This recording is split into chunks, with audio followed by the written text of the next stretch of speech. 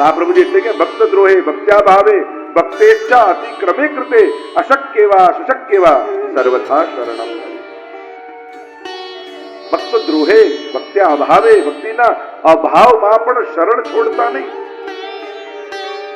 મનમાં જરાય સેવા કરવાનો ઉત્સાહ ન હોય, પાઠ કરવાની ઈચ્છા ન હોય, છતાંય ઠાકોરજી પાસે જઈને બેસવું.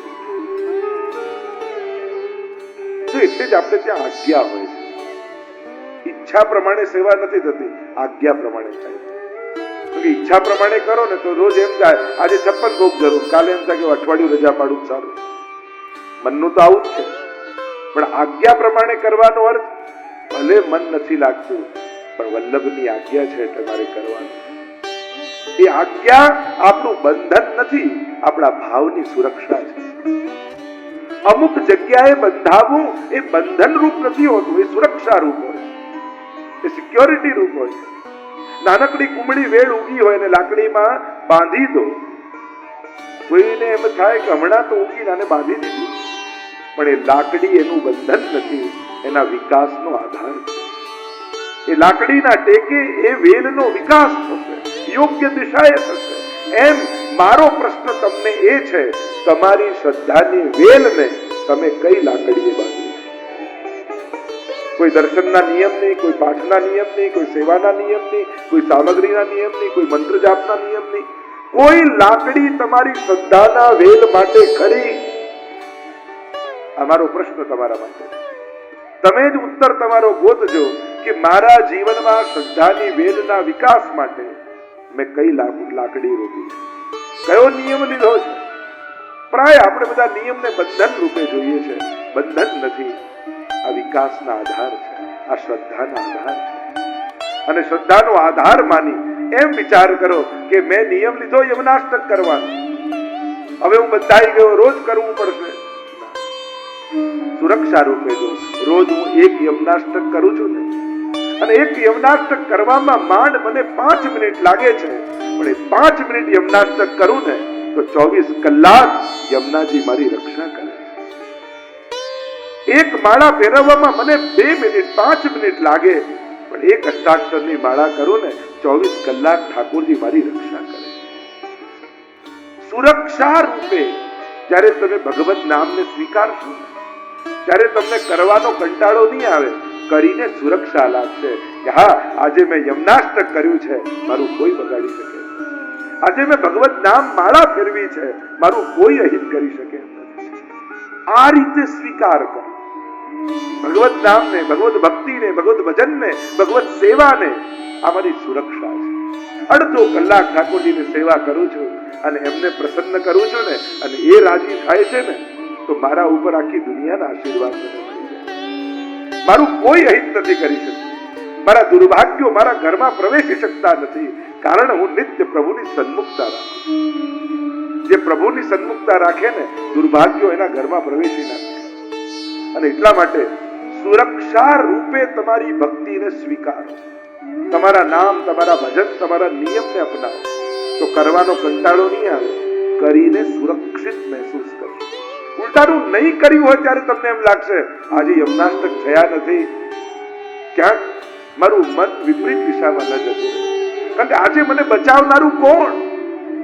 રોજ તો એ ભગવત નામ મારી રક્ષા કરતું, આજે થયું નથી, આજે મારી રક્ષા કોણ કરશે? આ ભાવ થશે, કરીને સુરક્ષા લો. અને એટલા માટે બાળકોને પણ શીખવાડો, ત્યારે એમ જ કહો, તું આટલું કર, ઠાકોર જઈ રક્ષા કર, તારી મનોકામના પૂર્ણ કરશે. ભગવત ધામમાં એ તાકાત છે.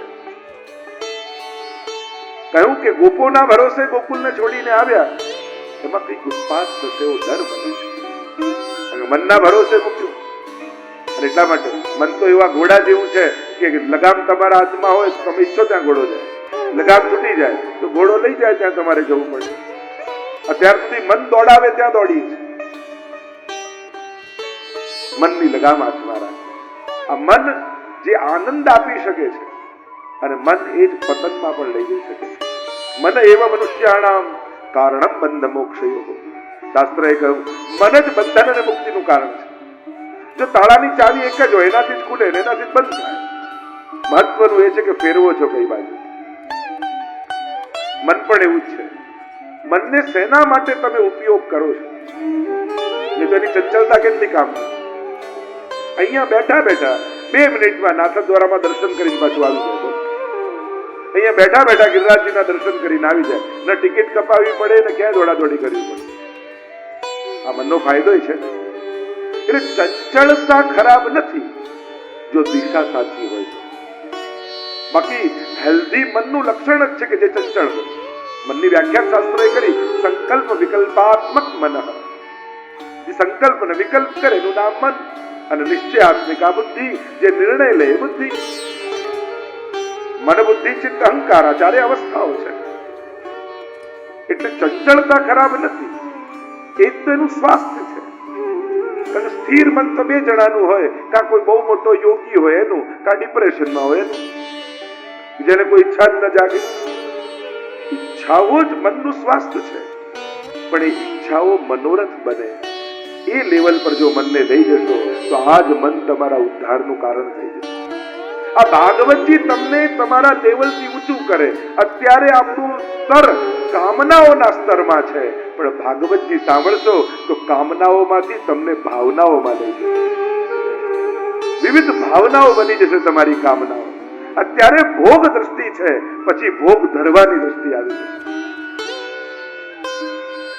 અને કામનાઓ જ્યારે ભાવનાઓ બની જાય તો એ જ મન ઉદ્ધારનું કારણ બની જાય. આ ભાગવતજીનું બળ છે, ભાગવતજીના શબ્દોનો પ્રભાવ છે. જ્યાં વસુદેવજીને આમ કહ્યું, વસુદેવજીએ નંદ બાબાને, અને અહીંયા કંસે મોકલેલી પૂતનાએ પ્રવેશ કર્યો. કેવી છે પૂતના? બાલઘાતી, બાળકોને મારનારી, ઘોર છે, ક્રૂર છે. બાળકોને મારનારા એનાથી મોટો ક્રૂર કોણ હોય? ગમે તેટલો કઠોર હૃદય વાળો વ્યક્તિ હોય, બાળક ઉપર તો એને દયા આવે. પોતાના સ્તનમાં વિષ લગાવીને આવી અને થયું કે કહેવા લાગી કે બસ જેટલા નવા જન્મ્યા બાળક હોય એને સ્તનપાન કરાવીને વિષપાન કરાવી એના પ્રાણો ખેંચીને લઈ આવી. કોઈ નવજાત બાળક વ્રજમાં રહેવા જ નહીં દઉં એટલે તારો શત્રુ મરી જશે.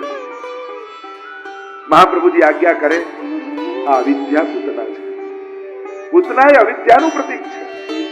અહીંયા જેટલા વ્યક્તિઓ આવશે, એ પૂતના હોય, અગાસુર હોય, બકાસુર આદિ હોય, એ વ્યક્તિઓ નથી, એ માણસના મનમાં રહેલી વૃત્તિઓ છે.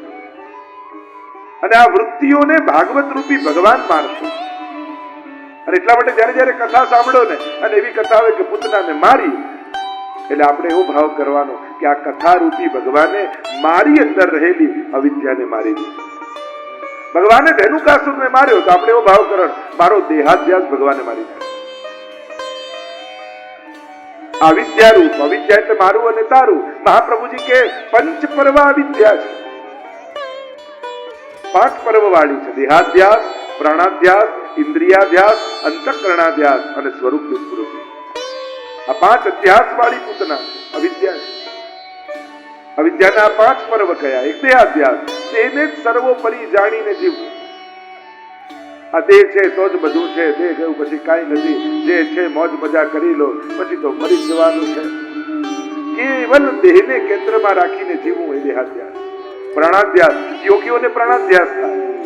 એમને એમ થાય કે પ્રાણાયામથી દુનિયા ચાલે છે, પણ ભૂલી જાય કે બાળક જન્મે ત્યારે એને શ્વાસ લેતા કોણ શીખવાડે?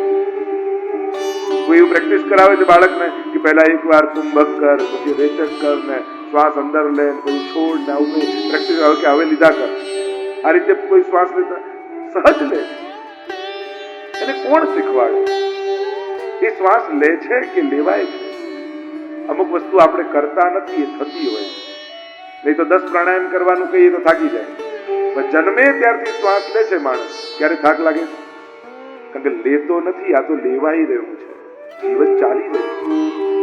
પ્રાણાધ્યાસ, ઇન્દ્રિયાધ્યાસ, ઇન્દ્રિયોનો અધ્યાસ, એની લાલસામાં જીવવું. અંતઃકરણાધ્યાસ, અને 5મું કહ્યું સ્વરૂપ વિસ્મૃતિ. પોતાના સ્વરૂપનું અજ્ઞાન. હું કોણ છું એ ભૂલી જશો તો મારે શું કરવું જોઈએ એનું પણ જ્ઞાન નહીં.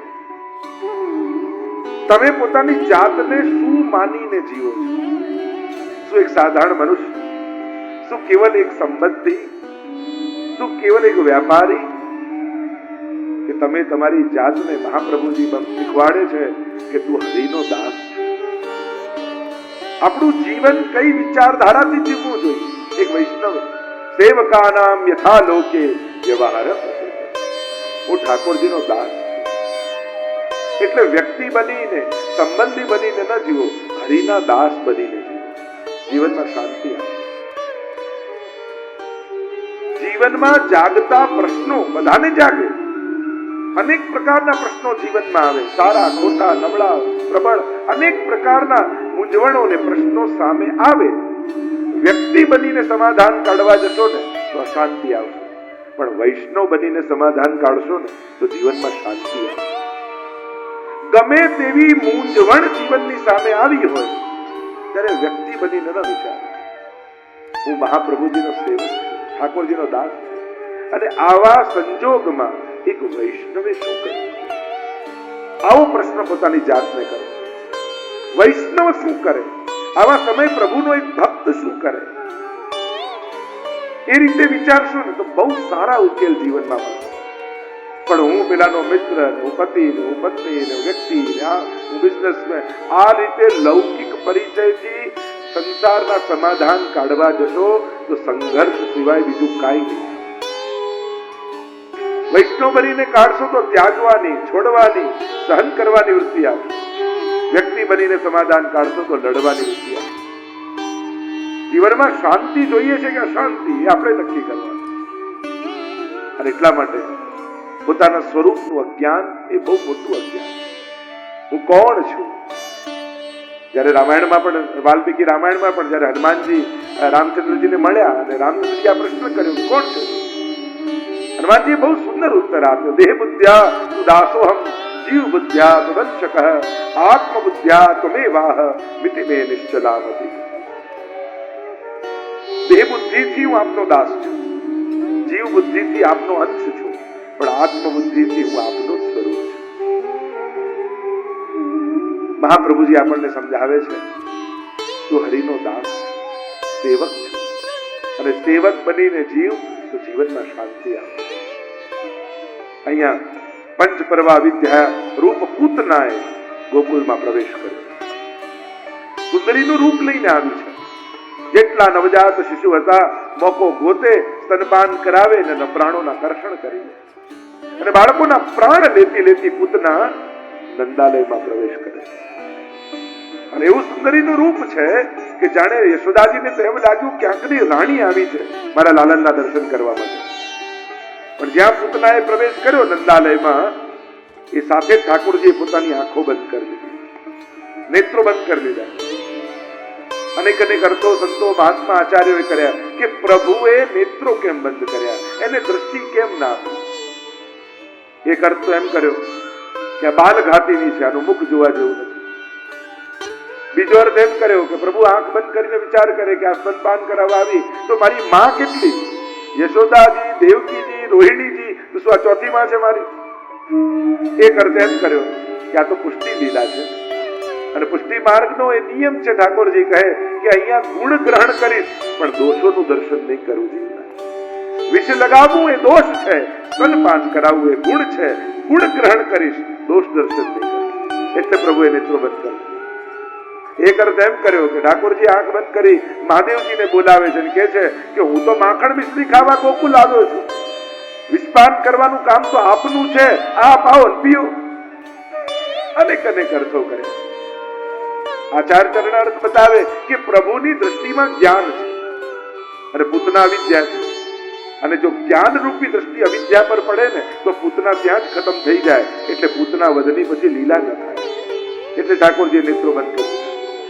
પણ મહત્વની વાત એ છે, એક વસ્તુ યાદ રાખજો, ઠાકોરજી દર્શન બધાને આપે પણ નજર બધાને આપતા નથી.